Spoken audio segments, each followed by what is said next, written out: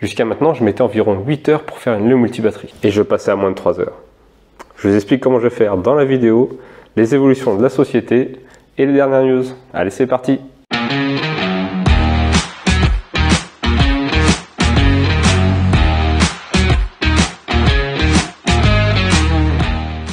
Quand j'ai publié ma dernière vidéo un petit peu warning avec en mode dépressif sur comment je vais faire avec autant de commandes, j'ai eu énormément de mails de personnes qui souhaitaient m'aider et beaucoup de soutien dans les commentaires de la vidéo. Merci beaucoup de votre soutien à tous. On sent que les gens apprécient mon travail et qui me suivent et qui comprennent un petit peu les petites galères que j'ai. Je vais essayer de m'améliorer, il faut que je prenne le temps un peu de m'adapter à ce rythme et à cette aventure. Et du coup c'est un peu l'objet de ce genre de vidéo, vous allez suivre un petit peu comment ça va se passer pour la suite. Je vous spoil pas mais il y a plein de choses qui vont changer, restez bien jusqu'au bout de la vidéo. Avant d'aller dans le vif du sujet, j'ai un client qui souhaite m'aider à la compatibilité des Le multibatterie ou des Pilontech sur des onduleurs qui acceptent que des LG Chem. Il habite du côté de Nantes et donc il m'a proposé de participer à ce petit projet qui va être complètement indépendant de Le multibatterie, même si à terme ça pourra rajouter une passerelle et donc une compatibilité au Le multibatterie et au Pilontech, à ces onduleurs un petit peu fermés. Et donc il souhaite un peu développer dans son coin ce sujet-là, on échange pas mal. Par contre, il a besoin d'aller chez une personne qui a une batterie LG Chem et un onduleur Huawei ou Solar Edge, enfin un truc qui comprend que les LG Chem, pour aller sniffer un peu le Buscan et vérifier ce qui se passe, ce qui manque, ce qui change en fait par rapport au protocole Pilontech. Donc si quelqu'un du côté de Nantes, aux alentours, dispose de cette installation, qu'il me contacte et je vous mettrai en relation du coup avec ce client qui bosse dans son coin. L'idée vraiment c'est que ce soit un projet à part mais qu'on soit fusionnel un petit peu pour des installations existantes équipées d'onduleurs fermés et donc s'ouvrir un petit peu plus avec ce projet. Donc n'hésitez pas à revenir vers moi si vous avez cette installation. Dans cette vidéo il y aura 4 sujets: le react du test de Guillaume Piton sur ma batterie, les évolutions de Le multibatterie en termes de société, les évolutions de mes batteries en révision C, donc qui vont arriver, actuellement on est en révision B, et les évolutions en termes de temps de fabrication. Vous avez comme d'habitude le chapitrage dans la timeline pour aller directement au sujet qui vous intéresse. Guillaume a publié le test de la Le multibatterie le 29 septembre. C'est une vidéo de test de plus de 30 minutes, je vous mets le lien en description, allez voir surtout. Et donc je lui ai prêté une batterie pendant 5 semaines. Il l'a testé et malheureusement elle avait un petit défaut, c'est que le connecteur d'équilibrage actif n'était pas enclenché complètement, il était un peu en biais. Ça je l'ai vu quand la batterie est revenue à la maison, sachant qu'on a vraiment pas mal discuté tous les deux par SMS quand il voyait un souci, il demandait mon avis, j'essayais de l'aider tant que je pouvais mais c'est pas évident quand on n'est pas sur place. Et donc dès que j'ai rouvert la batterie et j'ai vu ce connecteur un petit peu en biais, j'ai compris qu'en effet ça ne pouvait pas aider l'équilibrage de la batterie. En gros le connecteur était comme ça, un petit peu de biais, et du coup Guillaume parle de sa cellule 7 qui buguait, et en fait ce connecteur là va jusqu'à la cellule 8. Donc je me demande si du coup comme c'est un équilibreur qui marche avec des différences de tension entre les cellules, si le fait que la cellule 8 ne soit pas bien monitorée ça a impacté la cellule 7. Je sais pas. En tout cas, dès que je l'ai rebranché, moi j'ai refait mes tests ici et du coup ça marchait bien. Ça a rééquilibré parfaitement la batterie en quelques heures. Donc c'est tout bête, mais je sais pas ce qui s'est passé parce que moi dans mes tests avant de lui envoyer, évidemment, elle était prête. C'est étonnant que pendant le transport ça ait bougé parce que il n'est pas facile quand même à sortir, surtout qu'il a un clip de verrouillage. Donc je sais pas. En tout cas, c'est une erreur. Avec les erreurs on apprend. Je ferai encore plus attention à ça, mais vous verrez que de toute façon c'est plus d'actualité. Donc cette cellule 7 était tout le temps un peu trop déchargée et du coup la tension globale de la batterie était un peu plus basse que prévu à partir du moment où les cellules les plus hautes étaient au taquet en fait. Donc le BMS se mettait en protection, on n'avait pas encore atteint la tension haute qui permettait d'enclencher le relais de tension pour lancer l'équilibrage et corriger le problème. Même si je suis même pas sûr que ça aurait marché vraiment. Une petite amélioration qu'on a évoquée avec Guillaume, c'est peut-être de baisser la tension d'activation de cet équilibrage parce qu'il était un petit peu tard, aux alentours de 55 volts. Mais le problème avec ce relais de tension, c'est que j'ai un seuil d'activation, mais j'ai pas le réglage du seuil de désactivation. En fait, c'est environ 2,5 volts sous le seuil d'activation. Donc si je baissais à 54 volts, parce que c'est des crans de 1 volt en plus, du coup j'étais environ à 51,5 volts pour la désactivation et c'est maintenu trop longtemps en fait pendant la décharge. C'est-à-dire que en gros la batterie elle est encore à 70%, elle s'est déchargée de 30% et elle est encore en phase d'équilibrage, ce qui est complètement absurde. C'est vraiment en top balance vers la fin de charge qu'il faut équilibrer. Et dès qu'on décharge, vraiment ça doit presque se désactiver. Donc ce relais est presque une épine dans le pied du fait qu'il ait un hystérésis trop élevé pour désenclencher l'équilibreur actif. Donc pour info, j'ai trouvé d'autres relais, ceux-là, qui sont électroniques et on peut régler le seuil haut et bas vraiment plus précisément parce que là c'est à 0,1 volt près surtout le seuil de désenclenchement n'est pas lié au seuil d'enclenchement. On peut vraiment régler les seuils indépendamment. Donc là, typiquement, on pourrait régler à 54 volts l'activation et à 53,9 la désactivation. Ça serait vraiment bien. Donc si par hasard des clients ont des soucis avec l'équilibrage de leur batterie parce que le relais de tension n'a pas atteint les bons seuils ou ne s'active pas, je leur enverrai gratuitement du coup ce relais configuré qu'ils auraient que à remplacer s'ils veulent bien. Et ça réglera sûrement les problèmes. Après, moi-même en perso, sur ma batterie perso, j'ai ce relais-là. Une fois que c'est bien réglé et que l'équilibrage a été fait correctement, ça fait 3 ans que j'y touche plus et ça se passe très bien. Donc voilà. Concernant le BMS qui ne mesure pas en dessous 0,5 A environ, ça malheureusement je ne peux rien faire. C'est lié du coup au fabricant Ceplos. Tous ces BMS sont comme ça. Je crois que même le dernier Ceplos, le V3, en dessous de 0,8 A, il ne mesure pas. Avant, j'avais même un Dali BMS, j'ai eu d'autres BMS aussi, et ils font quasiment tous ça, en dessous d'un certain seuil, ils arrondissent à 0. Alors qu'ils ne décomptent pas, en effet, c'est un peu chiant, parce que, comme dit Guillaume, si on est en dessous de 25 watts de consommation en charge ou en décharge, l'ampère-heure ou le pourcentage de la batterie ne s'incrémente pas ou se décrémente pas et on perd un petit peu en précision, surtout avec la durée. Bon voilà. Après je trouve que c'est quand même des conditions un peu particulières. Sous 25 watts en charge ou en décharge, en off-grid c'est sûrement plus facilement atteint. La nuit par exemple, je pense que les personnes en off-grid limitent au maximum la consommation, même si 25 watts c'est vraiment pas grand chose. Mais même en on-grid, on a vite des pics de courant, des nuages, des choses comme ça qui fait que sous plus ou moins 25 volts, c'est assez rare d'être à l'équilibre à ce point-là. Alors Guillaume a calculé que la batterie tiendrait 49 jours si on est tout le temps en dessous des plus ou moins 25 volts. Bon, dans la réalité, je suis pas sûr que ça soit un cas vraiment qu'on rencontre sur une si longue période. Et le but, c'est, comme je le dis dans mon manuel, c'est d'atteindre 100% quand même à peu près une fois par mois, histoire de recalibrer à la fois le BMS pour être sûr qu'on est bien à 100%, et aussi relancer un petit équilibrage actif si nécessaire, parce que toutes les cellules se déchargent naturellement à des vitesses différentes. L'équilibrage actif a besoin d'être fait de temps en temps. Donc en effet, je suis tributaire des fournisseurs de BMS qui livrent les BMS avec des défauts, des avantages des fois, mais ils ont tous un petit peu des défauts. Et notamment ce défaut-là, en dessous de 0,5 A, là je peux pas faire grand-chose. Par ailleurs, je suis beaucoup la chaîne d'Andy de Off-Grid Garage. Donc c'est un Australien qui, dans son garage, il a un tas de batteries LFP en test et il a des onduleurs Victron. Et au début, il avait des problèmes avec ses Ceplos aussi, donc c'est BMS Ceplos pour justement charger au taquet bien les batteries. Exactement comme Guillaume qui a eu des petits problèmes en fin de charge. Et du coup, il y a 2-3 semaines, Andy a sorti une vidéo où il a trouvé un réglage vraiment bien, enfin 2-3 paramètres à changer, qui fait que là, en effet, ça marchait beaucoup mieux sur la charge des batteries avec le Ceplos et le Victron.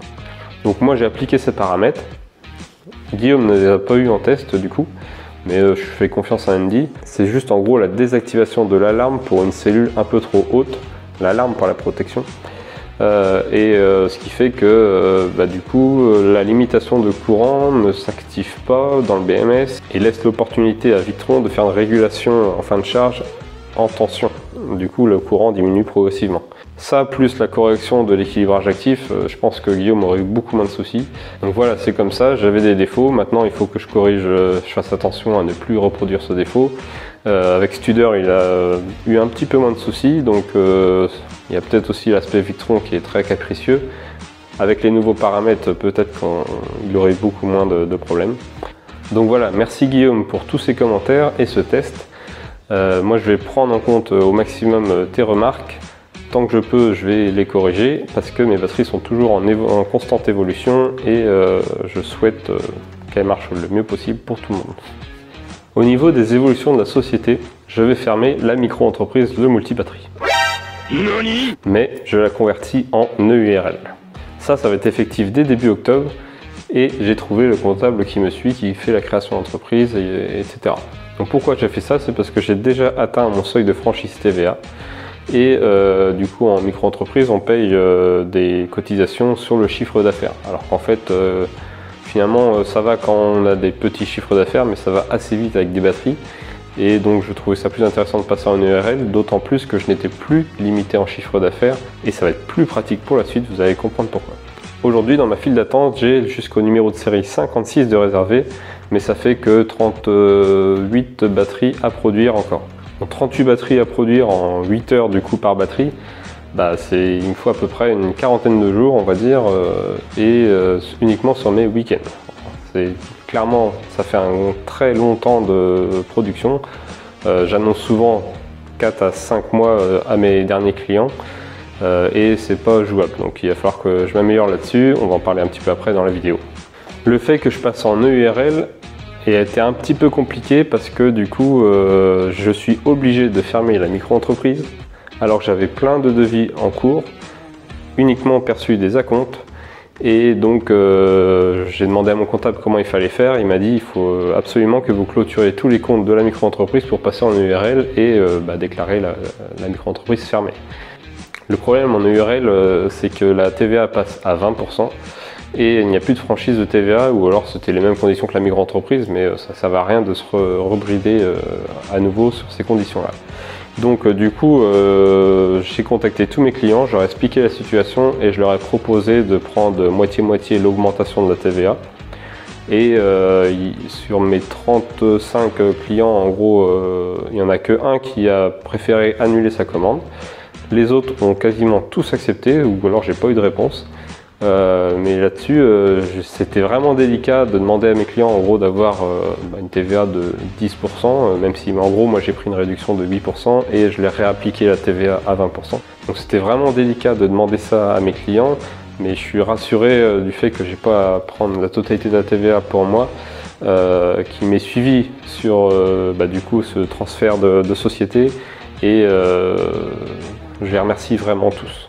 Donc en gros j'ai pu annuler tous les devis sur la micro-entreprise et je suis en train de les transférer quand j'aurai mon nouveau siret sur le IRL avec du coup le transfert d'acompte également. Donc là tout ça va bien se passer maintenant, mais je commençais un peu à pas savoir quoi faire sans cette action. Quitte à passer en EURL et au vu de la charge que j'ai avec le nombre de batteries, j'ai demandé du coup à passer à 80%, ça a été accepté, ça va démarrer vers le 10 octobre et j'arrondirai avec éventuellement quelques congés parce que je vais convertir aussi mon 13e mois en jour de congé en fait. Donc on va dire que je vais osciller entre 60 et 80% de présence dans mon boulot en tant que salarié pour l'instant. Et la grosse annonce c'est que j'ai trouvé un local à 5 minutes de chez moi. Alors c'est un local de 150 mètres carrés. À l'étage il y a la partie bureau, toilette, douche et cuisine. Bon, c'est pas vraiment la partie que j'utiliserai le plus, mais par contre au rez-de-chaussée j'ai 100 mètres carrés, vraiment d'espace tout ouvert, et ça c'est super. Le local, je sais pas comment on va l'appeler, le multi-local, le multi-atelier. Dites-moi dans les commentaires comment vous l'appelleriez. On va faire un petit vote. J'ai aussi essayé d'aménager un petit peu l'atelier en 3D. Ici j'ai fait une ligne de production, donc il va de gauche à droite avec 4 petits îlots. un îlot où je fabrique le caisson vide, l'autre où j'installe les cellules dedans avec une palette à côté. L'avant-dernier où je connecte l'électronique et le dernier où je finalise le caisson en le refermant et du coup après je vais acheter une chèvre aussi, du coup vous savez, une grue sur roulette là pour descendre la batterie parce que je serai pour l'instant tout seul et ça évitera de se péter le dos. L'idée c'est que les batteries sont toujours sur ces roulettes et je la fais avancer progressivement sur la ligne de production. Les caissons vides ou les pièces qui sont produites du coup à peine 500 mètres de là où je serai seront sous l'escalier, ça prendra pas de place. Et sous la ligne de production, je me suis fait un petit étagère pour mettre les pièces nécessaires à chaque étape. Des vis, comme des caissons, comme des pièces de caisson, etc. Des poignées. Les deux petites tables qui sont toutes seules, c'est pour des petits îlots de production simples. Ça peut être du collage de stickers sur les faces avant, ça peut être du soudage de petites électroniques, des choses comme ça. Je voulais que ça soit debout parce que c'est plus pratique parfois que d'être assis avec le dos courbé. Là je bosse souvent dans mon îlot de cuisine qui est finalement fait pour cette hauteur là à 1,05 m là, et c'est vachement pratique, donc je vais adapter tous ces pieds là moi-même. Et du coup tout stockage on voit avec les 3 racks là, c'est des racks de chez Brico Dépôt que j'ai vu vite fait sur internet, pourquoi pas partir là-dessus, c'est simple, et ça me permettra de stocker les pièces en attente de production, en attente d'être installé. Tout au fond de l'atelier, sous l'étage, là dans le coin, c'est ici qu'est le tableau électrique, et donc c'est là que je vais éventuellement faire mes tests de charge et décharge, donc le banc de test des batteries à la fin de la ligne de production. Donc l'agencement comme ça me paraît assez optimal. Je peux mettre ma remorque devant la porte de garage, elle va pas me gêner, et ça me permettra de faire des tours à la déchetterie qui se situe en plus à 2 minutes d'ici, donc c'est super. Un dernier gros avantage donc à passer en URL, c'est que je suis beaucoup moins limité en termes de chiffre d'affaires, et je sais qu'un de mes défauts principaux, c'est à la fois le temps de livraison que j'essaie d'améliorer, vous allez voir après, et aussi le fait de faire acheter aux clients les cellules sur Alibaba. Sont livrés chez moi, et certains clients galèrent un petit peu ou n'ont pas trop confiance à commander sur Alibaba. Donc vu que je suis plus limité en chiffre d'affaires, je pourrais peut-être acheter les cellules à ma charge, avec un acompte un peu plus important si c'est le cas en effet. Mais c'est moi qui serai fournisseur complet de la batterie et du pack complet quoi. C'est pour ça que j'ai mis la palette en 3D, c'est qu'il est possible que je reçoive des palettes de 120 cellules maintenant de mon fournisseur si le succès est là du fait que tout passe par moi en fait. À voir, donc je laisserai sûrement le choix aux clients de commander eux-mêmes les cellules, les faire livrer directement à l'atelier, et il y a zéro marge, ils savent exactement ce qu'ils ont acheté, etc. Ou alors c'est moi qui fournis les cellules. Le but c'est pas que je me fasse de la marge dessus, c'est vraiment limiter au maximum le coût de la batterie. Je préfère marger sur mon temps et ma main d'œuvre que sur les cellules. Donc vous serez au courant assez rapidement sur mon site, je mettrai à jour les prix. Potentiellement il y aura peut-être 3 prix pour les cellules, fournis par le multibatterie, achetés par un client en Chine ou achetés par le client en Pologne. Sachant que le prix de Pologne, est-ce qu'il est vraiment utile? Si moi j'ai déjà des cellules en stock, ça pourrait peut-être revenir au même tarif que les cellules que j'achète. À voir tout ça, on se tient au courant. Maintenant on va parler évolution des batteries. Vous vous souvenez la platine électronique j'en ai pas là. Bon, je vais vous mettre une ancienne vidéo là. Vous vous souvenez la platine électronique que je mettais à peu près 6 heures à câbler, où il fallait que je coupe plein de fils pour connecter les cellules au bornier, du bornier repartir vers l'équilibreur actif et le BMS, et puis mon petit relais, etc. Et je vais tout remplacer par 4 PCB. Alors pourquoi 4? Parce que dans les batteries j'ai 4 colonnes de 4 cellules, et ce PCB me permet de pré-raccorder facilement toutes mes cellules, faire toutes les connectiques proprement, de manière hyper répétable, parce que dès que le PCB est validé, il n'y a plus de soucis après. J'ai intégré directement les fusibles, je vous mettrai un petit zoom après. J'ai intégré les fusibles sur le PCB directement, je les ai vérifiés, ils crament à 8 ampères avec mon alimentation de labo. Moi j'ai besoin de 3-4 ampères en fait, donc c'est impeccable. J'ai même augmenté un tout petit peu la piste, là on était à 0,15 mm de largeur de piste et je suis passé à 0,2 histoire d'être sûr qu'il ne crame pas non plus de peur. Et donc j'ai plus rien à souder en fait sur ces PCB à part des petits connecteurs. Les connecteurs, donc c'est ceux-là. Il y a un petit levier et dès qu'on le relâche, ça fait un effet ressort sur le fil, donc il est toujours maintenu, il n'y a pas de serrage au vis. Et vous voyez les chiffres 2, 3, 4, 1, là ça correspond à la colonne en fait de où va être positionné le PCB. Donc pour la première colonne, je soude le connecteur ici et ça me fait directement les connexions aux cellules 7, 9, 10 et 8. Pour la deuxième colonne, je me mets là et donc ça me fait encore d'autres connexions. Moi après je branche mon BMS et mon équilibreur actif directement sur ces connecteurs. Je vous mettrai une photo de comment c'est fait une fois la batterie terminée. Et après en fait tout est prêt à raccorder, tout est prêt sécurisé avec mes petits fusibles et je gagne énormément de temps. Et surtout en simplicité de câblage. Donc c'est un design que j'ai fait moi-même, là c'est la première version, j'attends la deuxième qui va être un peu mieux encore. Et surtout celle-ci elle marche pas bien avec l'équilibreur actif, donc j'ai fait des corrections. Donc en répétabilité et fiabilité de câblage, là on est top. Et le courant ne passe pas du tout par le PCB, c'est vraiment un PCB de câblage.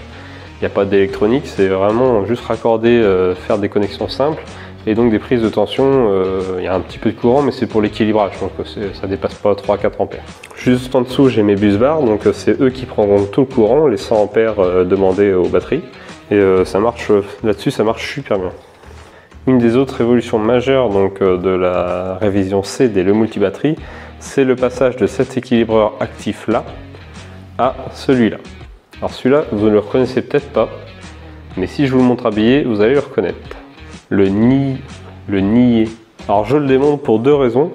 D'une, c'est pour le fixer plus facilement. Et surtout, je vais avoir accès à la petite LED. Donc c'est ce que j'ai fait déjà actuellement avec mes équilibreurs actifs. Je prends la petite LED d'état d'équilibrage pour l'exporter sur la face avant des batteries et savoir si l'équilibreur actif fonctionne et est-ce qu'il est fini. Cet équilibreur-là est beaucoup plus intelligent que l'autre, il est aussi beaucoup plus cher, mais il permet en fait à partir du moment où une cellule a atteint un certain seuil programmable, de lancer l'équilibrage et quand toutes les cellules ont descendu sous un autre seuil, de désactiver l'équilibrage. Ça c'est déjà top, mais en plus il équilibre vraiment au courant qu'on lui suggère, donc entre 1 et 4 ampères. Parce que l'autre équilibreur fonctionnait uniquement en fonction d'une différence de tension entre les cellules et s'il y avait 80 mV d'écart entre les cellules, il y avait un équilibrage d'1 ampère. Ici, si je lui dis tout le temps 3 ampères, il va tout le temps équilibrer à 3 ampères. Donc comment il fonctionne? Il a une électronique avec des alimentations DC-DC intégrées à l'intérieur qui va charger des supercaps à l'intérieur de l'équilibreur actif. Et du coup il va charger avec le courant que je lui ai suggéré, donc entre 1 et 4 ampères. Donc si je lui dis tu charges tes supercaps à 4 ampères, il va donc du coup décharger la cellule la plus haute à 4 ampères et une fois que les supercaps seront déchargés, il saura envoyer 4 ampères dans les cellules les plus basses. Donc au niveau efficacité d'équilibrage, 4 ampères c'est énorme, surtout pour un équilibrage on va dire d'entretien. Donc il est très efficace et en plus de ça il est intelligent. Un des inconvénients qui me dérange un petit peu pour l'instant, j'en ai parlé à Nier, on va voir s'ils peuvent le régler mais c'est pas évident apparemment, c'est qu'il est tout le temps alimenté. Donc il est branché sur les 16 cellules et il a un 17e fil qui est le fil d'alimentation et on peut le brancher sur la 16e cellule.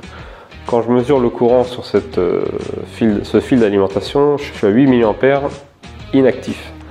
Alors du coup c'est une consommation supplémentaire et si je mettais ce fil d'alimentation sur la sortie de la batterie, donc plus BAT, je pourrais, quand on éteint la batterie par exemple, je pourrais désactiver l'équilibreur actif. Ça jusque là rien de choquant. Par contre, c'est là que ça me dérange, c'est que quand on réalimente l'équilibreur actif, il faut se connecter en Bluetooth pour juste dire activer. En fait, il n'est pas actif d'office, il faut se connecter à l'application Bluetooth pour l'activer et après il tourne sans arrêt jusqu'à la prochaine extinction. Donc moi j'ai deux possibilités, soit je le branche en permanence et je l'active une bonne fois pour toutes, donc il ne va jamais se désactiver normalement. Soit du coup je laisse la possibilité au client d'installer l'application, mais c'est pas très périn, c'est ça qui m'agace parce que dans 10 ans, est-ce qu'on aura encore Android, est-ce que l'application elle fonctionnera encore, etc. Donc moi j'ai suggéré à Nier d'activer, dès l'allumage, d'activer l'équilibrage. Donc ils m'ont dit on peut vous faire la mise à jour logiciel, mais c'est un MOQ de 100 équilibreurs. Ok. J'en suis pas encore là. Donc voilà, il consomme 8 mAh du coup en étant actif de manière permanente. Et ça correspond à 0,4 watts supplémentaires en consommation, mais je crois que juste à être activé en permanence, il faudrait plus de 2 ou 3 ans pour vider intégralement la batterie. Donc c'est pas dramatique. Vous aurez accès, donc il y a une partie Bluetooth, vous aurez accès du coup quand même à l'application si vous le souhaitez, mais il n'y aura pas besoin normalement d'activer ou désactiver l'équilibrage, il sera tout le temps actif. Un autre petit inconvénient, c'est qu'il fait du bruit, il y a l'alimentation à découpage qui est dedans, donc il y a tout le temps un petit sifflement, mais bon après ça a l'air d'être son fonctionnement normal. En tout cas, il est super efficace. Donc voilà, ça correspond aux évolutions de ma batterie en révision C. L'équilibreur est donc le nouveau câblage avec des PCB. Le BMS sera toujours le même, donc les batteries révision C sont toujours parfaitement compatibles avec les révisions B et même les A. Donc là-dessus, il n'y a pas de souci. Je souhaite que mes batteries restent rétro-compatibles, même si les clients, genre 2 ans plus tard, me commandent une batterie. Dernière partie de cette vidéo, c'est les évolutions en temps de fabrication. Comme je vous ai dit, j'étais à 8 heures de fabrication et je compte aller sous les 3 heures, notamment grâce au PCB qui va me faire gagner énormément de temps parce que j'ai pu couper les fils, les dénuder, mettre des embouts, mettre les bornes, etc. Là, je passe quasiment de 6 heures sur la partie électronique à moins d'1 heure. Donc déjà, c'est énorme, tout en gagnant en fiabilité, etc. Là, finalement, j'ai que à poser les sondes de température, mettre mes bus bars sans les visser, mes 4 PCB, et voilà. Pour gagner en temps également, je vais faire sous-traiter pas mal de petites choses, par exemple le bouton power qui est soudé avec de la gaine thermo, j'ai mis des connecteurs, etc. Ça c'est long, c'est chiant à faire, donc je vais essayer de le faire sous-traiter. Adapter les taurons de câblage pour les BMS et pour les équilibres actifs, ça aussi, ça va être sous-traité, donc adapter la longueur, réétamer avec du coup de l'étain le bout des fils pour les insérer dans les connecteurs et ne plus faire de bêtises. Peut-être même du coup pré-câbler 4 PCB avec les taurons mis ensemble avec des Colson, etc. Et moi j'ai vraiment plus que les connecteurs à brancher sur l'équilibre actif et les BMS. La société que j'ai contactée ont même une solution de test, c'est-à-dire qu'il y a une machine qui fait tous les tests d'isolement et de continuité et vérifier que c'est bien prévu, que toutes les connexions se font bien au bon endroit. Donc là, en termes de qualité, c'est top. Donc à voir jusqu'où je vais pour l'instant. Je vais y aller peut-être progressivement, mais en tout cas, le but c'est de faire sous-traiter au maximum des petites tâches comme ça pour que moi j'ai que des kits à assembler et l'assemblage du caisson, ça je me le garde pour moi pour l'instant. Même par rapport aux caissons, je vais gagner en temps d'assemblage parce que mon fournisseur m'avait proposé de sertir eux-mêmes les inserts, ils ont des machines faites pour, mais comme ça c'était un petit coup, du coup j'avais refusé au moins pour les premières et je le faisais encore à la main avec mes petits bras là. Donc là j'ai gagné vachement en temps de câblage, mais je préfère répercuter sur un temps de fabrication ou d'assemblage final, donc là je vais prendre sûrement les inserts avec eux. Comme ça je reçois les caissons prêts, j'ai plus qu'à visser quasiment partout. Donc je vais gagner vraiment pas mal de temps aussi là-dessus. Pour augmenter la vitesse de mes tests aussi, vous avez dû voir que j'ai acheté un deuxième onduleur, le même. Cet onduleur là, le deuxième, vous voyez il est câblé sur la sortie du premier onduleur, donc c'est-à-dire que je suis capable de vider une batterie dans une autre. Ça c'est bien parce que je suis beaucoup moins dépendant du coup de la voiture, de son état de charge et je peux faire des tests un peu comme je veux. Donc ça c'est top. C'est un investissement que j'ai fait et j'ai aussi acheté un équilibreur actif surpuissant, le même que le Nier 4 A, sauf que là c'est un 15 A. C'est lui, c'est une belle bébête avec 17 pinces croco. En fait, il marche exactement pareil, donc il a des gros super caps. Il décharge les cellules les plus élevées et après il s'amuse à charger en cyclant les cellules les plus faibles. Jusqu'à maintenant, moi l'équilibrage, je mettais entre 24 et 48 heures avec mon équilibrage capacitif. Là, je mets presque 1 heure. Donc c'est pas une batterie qui reste pendant des heures à rien faire sur mon onduleur à s'équilibrer. Donc je vais gagner énormément aussi en temps là-dessus. C'est un bon investissement, hein, plus de 450 balles, mais laisse tomber le temps que je vais gagner avec ça, c'est super. Donc voilà, avec les commandes qui ont afflué récemment, là, du coup ça me permet de voir à moyen terme un peu plus, de manière plus fiable. Et c'est ça qui m'a mis un peu la puce à l'oreille. Je me suis dit, là c'est le moment d'investir, donc dans le local, le URL, le comptable, l'assurance d'ailleurs que j'ai trouvé grâce à vous à la dernière vidéo. Donc, merci. Enfin tout ça, j'ai vraiment plus d'investissement, forcément je vais avoir des charges par mois, ça va être loin d'être négligeable à partir de maintenant, mais en même temps si je gagne vraiment en temps de fabrication de batterie, bon bah je vais peut-être m'y retrouver, j'espère vraiment. Comme vous voyez, j'essaie toujours d'améliorer mes batteries tout en restant rétro-compatible, c'est important pour moi. Je vous remercie de m'avoir suivi jusqu'ici.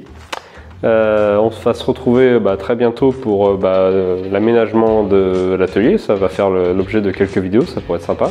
Suivez-moi sur les réseaux sociaux. Je poste parfois quelques petits teasings un petit peu sur ce qui va arriver dans les prochaines vidéos.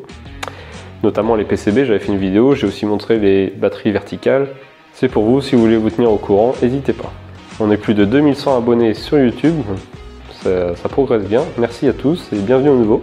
N'oubliez pas de vous abonner et à bientôt. Salut!